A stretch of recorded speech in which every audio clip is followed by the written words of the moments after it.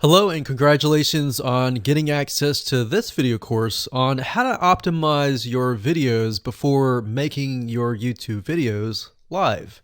So this is video number 1, which is the introduction to YouTube search engine optimization. So I want to first start out by saying the goal is to focus on doing the right amount of keyword research and video file automation before actually uploading any of it to YouTube. So essentially this is all about what most people forget about doing before making their YouTube video live. Because if you think about it, most people think about, okay, what do I do after I upload this video? They don't really think about what they have to do before making it live. So this is not about what you can do afterwards, as that is a totally different focus, but rather before. So besides simple optimization, you really need to know that YouTube ranks the videos that people watch the longest. Meaning, let's say for example that we have a 10-minute video. YouTube looks at that video. They look, yes, at the likes, dislikes, and comments, but they also look at, okay, do people actually watch most of this video? And based on, let's say, 1,000 views, how many of those 1,000 views actually watched either 50% or 100%, or how many minutes total?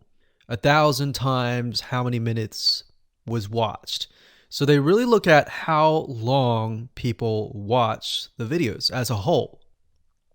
Meaning the more viewers and the longer that they watch, that will get you ranked up further and further up. So instead of focusing on, spammy tactics, tons of backlinks, and all of that, our goal here is to really focus on the user experience. So what I want to do now is give you a quick overview of what's inside this video course. This is, of course, video number 1. Video number 2 is going to be about competitive research, or in other words, researching your competitors to kind of get a better idea of why YouTube is ranking those videos. Video number 3, we'll talk about highly searched keyword terms and how you can find those for your product or service or whatever you're trying to promote. Video number 4, we'll talk about your title and your description. Video number 5, we'll talk about video file optimization. So we're going to optimize the actual file, because each file has essentially information in it. And of course, video number 6 will talk about why your thumbnail is important and how to make it professional and good looking. And video number 7 will talk about video length and why that matters. We talked briefly about it just now, but I'm going to dive in deeper in that video. And of course, last but not least, I'm going to give you a secret tip on how to outrank your competitors in video number 8. So before we get started, I want to talk about what you need to have in hand. You're definitely going to need your product or service and an idea of the niche that you're targeting. You also need to have a video that is ready to be uploaded. And with that said, let's move on to video number 2. Hello and welcome back. This is video number 2. So let's talk about competitive research. You see, the best way to understand how you can rank better is to know what is already ranking in your niche or your market. So what we want to do here is we want to analyze the videos that are on the top. And I want you to specifically look at what titles, what descriptions are they using, and what thumbnails are they using that are eye-catching.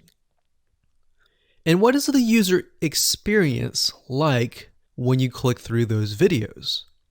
So let's go ahead and do some competitive research. So for the sake of making sure that we find YouTube videos that actually relate to promoting a product, what I want to do now is just to pick a product out of the blue and let's take a look at YouTube. So one product that I've been using for a while now, which has been really, really awesome, is called the Instant Pot. It's basically a pressure cooker that cooks food at a really fast rate. So what we're going to do is we're going to hop on over to youtube.com and we're going to type in Instant Pot and see what we get. So I'm not going to click enter just yet because I'm interested in getting an idea of what kind of potential keywords that we could rank on, or what potential videos that we can create. And we'll talk more about this in the next video. But for now, let's just do some basic keyword brainstorming and then, of course, do some competitive research. So Instant Pot, we got Instant Pot recipes, we got Instant Pot ribs, Instant Pot roast. So let's just click here and see what we get. Now we can see how to use Instant Pot has 316,000 views right here. Instant Pot chicken, top 6 easiest things to cook in your Instant Pot. Perfect for beginners. All right. So let's just take a look at the top 3. So let's go ahead and open those up. And let's analyze them. So the first one is this one here. And let's pause the video. We'll skip the ad. All right.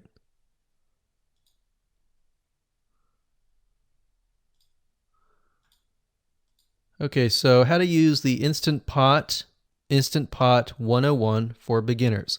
So if we think about the type of audience that the Instant Pot attracts, it attracts somebody who has a busy life, who may be a beginner at cooking and just wants a quick and easy meal done fast. So we can see that. So one thing that I like to do is I like to copy the titles to Notepad. Just kind of get an idea of what we're dealing with. So that's the title.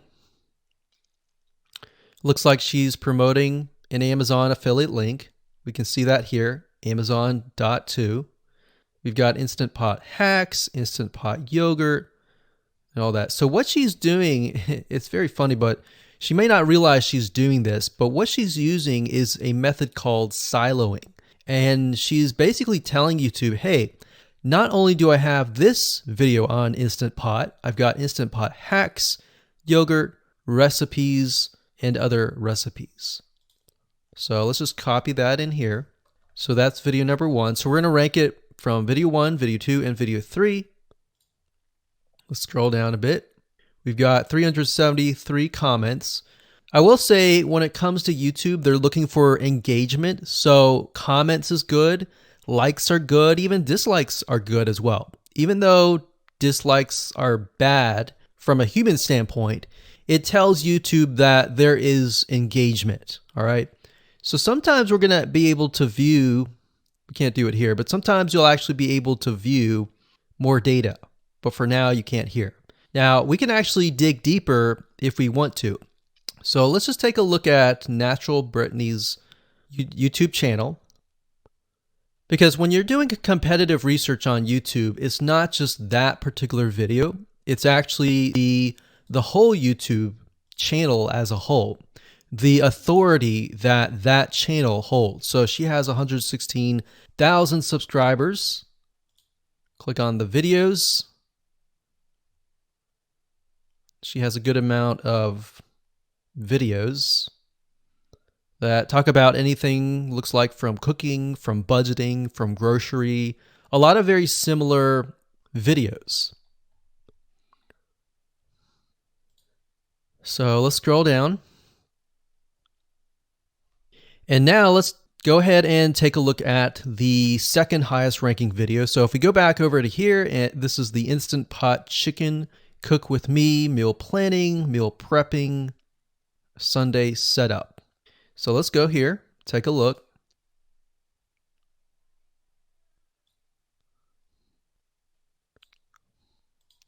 Okay, let's see here. So it's a 20-minute video, all right? And it has 658 likes, 5,000 views. If we take a look at this video here, this has 320,000 views and 7,000 likes. Now, notice how it says 13 minutes here, and notice how it says 20 minutes here. We'll go back to this later on. All right, so we'll talk more about why a certain amount of time of your video is important, why the timing is important. And why is it that this lady has only 5,000 views, whereas the other lady has 300,000, and this lady is ranked right below that lady? All right, so why is that important? And why does that correlate to the time? So we'll talk more about that later on. But for now, let's just do competitive research. We're not trying to figure things out right now, and go from there. So if we take a look at the description, it says cook with me as I try a new recipe with Instant Pot. So the description contains the keyword. Sunday setup. Looks like she's got some Amazon links. And if we think about Instant Pot, who could it be targeting? All right, so this lady calls out people who are trying to prep on Sunday. So if we can get an idea of who it's targeting mothers, it's targeting people who are busy, who maybe only have time on Sundays to set things up. And chicken is a common thing, so maybe she's getting a lot of clicks. We don't know exactly, but we know that the headline and the description work together and getting clicks. All right, back over here, this is the third one. So let's take a look at this one. So this one is 8 minutes, but it has a lot more views than those other two videos, but it's shorter. It's shorter, but it has longer amount of views, and it's third. It's got 11,000 likes and 633 dislikes. If we scroll down, we can see that it has more comments than the first one. So why is it that the first one is number one and this one is the third one and it has more views and more comments? Well, we don't know exactly why, but I have a hunch as to why that is, which we'll talk more about ranking and what Google and YouTube is looking for later down the road. So that's that. Let's just copy that title. And I'm going to go ahead and pause this video and we'll copy and paste that information to the notepad. Okay, so I went ahead and copy and paste the information. So this is video 1, this is video 2, and this is video 3 down below. So let me make this bigger. So we have this information. So as we're kind of analyzing the competitor, we want to save this for later, but can you kind of see a similarity here? So this is calling out the target audience. This is calling out the people who are busy, essentially. And top 6 ways, top X ways, top certain number ways is always a good title. So perfect for beginners. So if you can imagine, we already see that this title has beginners. This one's calling out perfect for beginners. And this one essentially is calling out people who are busy. So it's a target audience. So that's key. So having this in hand gives you a better idea on what potential titles and descriptions that you can have. Now, you can do some deeper dive competitive research using specific tools. And one specific tool is called Social Blade. So that's socialblade.com, as you can see here. And I like to use this to kind of get a better idea of the YouTube channel as a whole. Because what you're trying to figure out is, did this person rank because their channel as a whole has a lot of traffic? Or did this person rank simply because of the titles and the description? So there's many factors that come involved, but let's take a look at Naturally Brittany. So let's go ahead and copy this. And you basically want to come here and type in the username of the YouTube channel. So we'll go ahead and click this here. Okay, so we can see here that this is Naturally Brittany, 116,000 subscribers. She's got 19 million video views. So that kind of gives us an idea of how easy it is to break through. Is it easy? Is it going to take a little bit work or what? So let's just go ahead and open her up, and let's do the same thing with the other videos. So this one is marriage and motherhood. We got that here. So she has 7 million video views. So it's about half of what we saw earlier. And this one is called Six Sisters Stuff. And this one has about 9 million video views.